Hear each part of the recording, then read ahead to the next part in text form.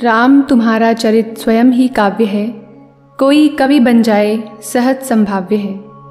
मैथिली शरण गुप्त जी की यह पंक्तियाँ यही कहती हैं कि राम भारतीय संस्कृति और समाज में मर्यादा के वाहक हैं और उदात्त मूल्यों के संस्थापक हैं।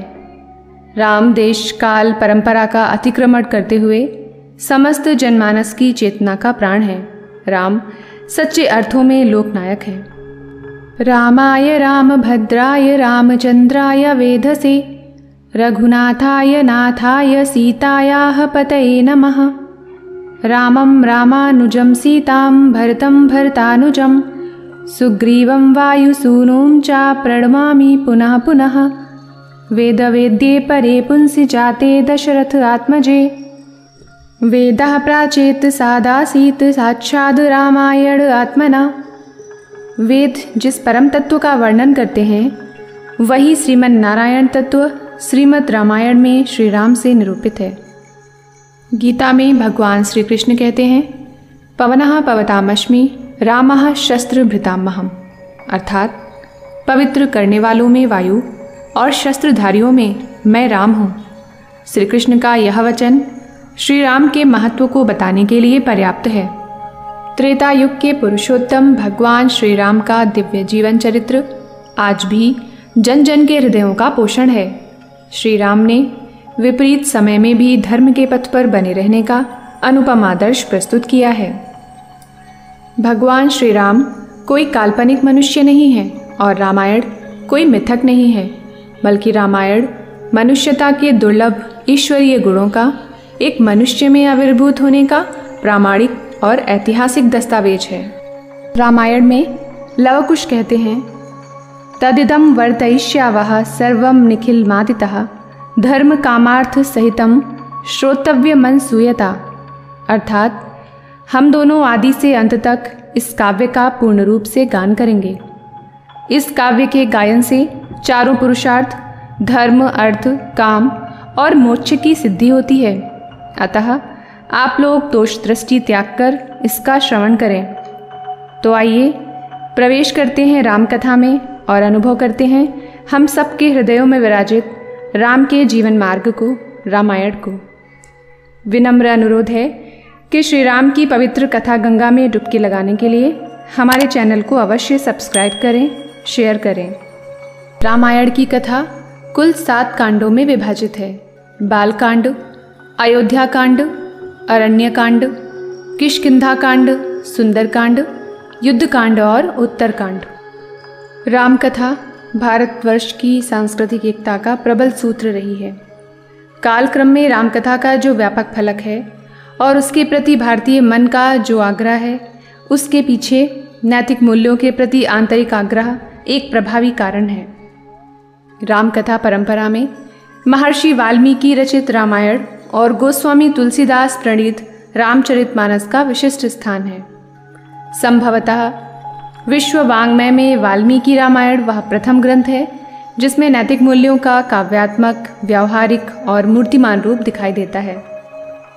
काल की कसौटी पर रामायण विश्व की एकमात्र ऐसी रचना है जिसे अनवरत नए नए कलेवरों के साथ लिखा जाता रहा है।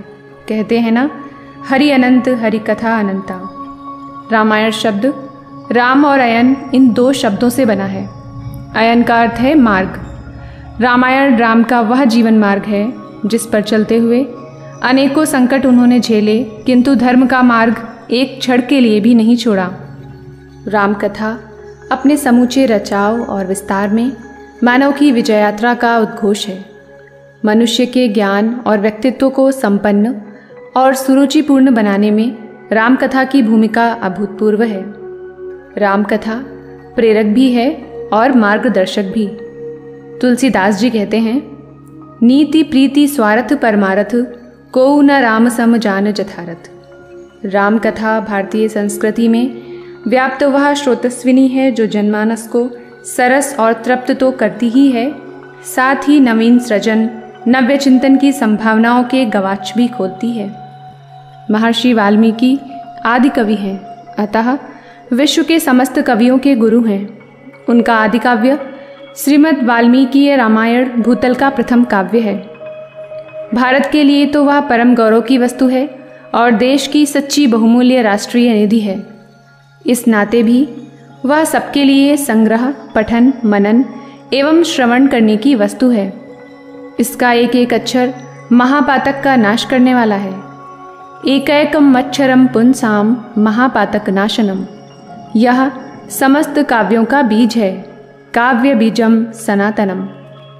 व्यास जी ने युधिष्ठिर के अनुरोध से एक व्याख्या वाल्मीकि रामायण पर लिखी थी और उसकी एक हस्तलिखित प्रति अब भी प्राप्य है। इसका नाम है रामायण तात्पर्य दीपिका। किंतु रामायण मात्र मर्यादा की कथा नहीं है। रामायण कथा है अगाध असीम प्रेम की, संयम और सद्भाव की, भाइयों और बहनों के आपसी स्नेह में त्याग और पोषण की कथा है रामायण। स्त्री के सम्मान को अपरिमेय मूल्य देने की कथा है रामायण। मित्रता और सेवा को हिमालय सी ऊंचाई देने की कथा है रामायण।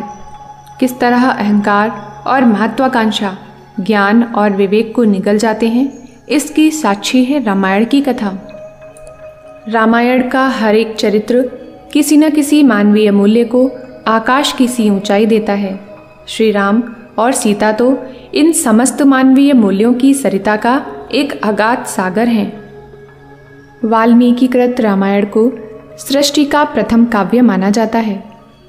मां निषाद प्रतिष्ठाम त्वं गमः शाश्वती ही समाह यत् क्रौंच मिथुनादेकम वधीहि काम मोहितम। नर क्रौंच पक्षी की हत्या से उपजी वेदना और करुणा ने महर्षि वाल्मीकि के मुख से यह श्लोक उद्धृत करवाया था। इसी श्लोक से प्रेरित होकर महर्षि वाल्मीकि ने रामायण जैसे महाकाव्य का सृजन किया। रामायण समस्त काव्यों का बीज है, काव्य बीजम सनातनम।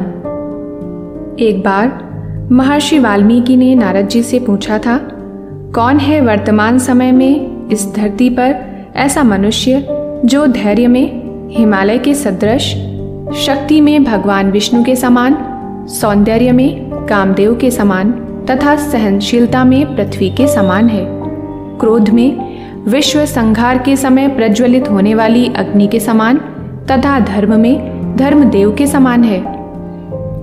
कौन है जो सुसंस्कृत, विद्वान, सत्यवादी, मेधावी है, जिसके समक्ष मन के दोषों का कोई ठहराव नहीं है। नारद जी ने उत्तर दिया था, इक्ष्वाकु वंश के राजा दशरथ के पुत्र श्री राम ही मनुष्यता और देवत्व के इन समस्त ऐश्वर्यों से परिपूर्ण है। हे महर्षि, श्री राम के उदात्त जीवन चरित्र का वर्णन कर अपने जीवन कार्य को परिपूर्ण करिए। महर्षि वाल्मीकि द्वारा प्रणीत भगवान श्री राम के इसी जीवन चरित्र को यथारूप प्रस्तुत करने का हमारा यह प्रयास है। आज हम सूचनाओं के विस्फोट के दौर में हैं। कुछ ना कुछ हमेशा देखना सुनना हमारे जीवन का अंग बन चुका है। क्यों ना थोड़ा सा समय कुछ ऐसा देखने सुनने में लगाएं जो हमारे जीवन को ऊंचा उठाए, जो हमें याद दिलाए कि जीवन को कितने मनोरम मानवता के शिखरों पर जिया जा सकता है। स्वागत है आपका सहस्त्र वर्षों पूर्व के उस समय की यात्रा में, जब इस पृथ्वी पर जगत जननी सीता के साथ भगवान श्री राम ने मर्यादा पुरुषोत्तम की भांति विचरते हुए भारत भूमि को पावन कर जन जन के हृदयों को निर्मल किया और धरती को अपने सौभाग्य पर गर्व करने का अवसर दिया था। प्रस्तुत है राम कथा। श्री सीता रामचंद्राभ्याम नमः। जय श्री राम।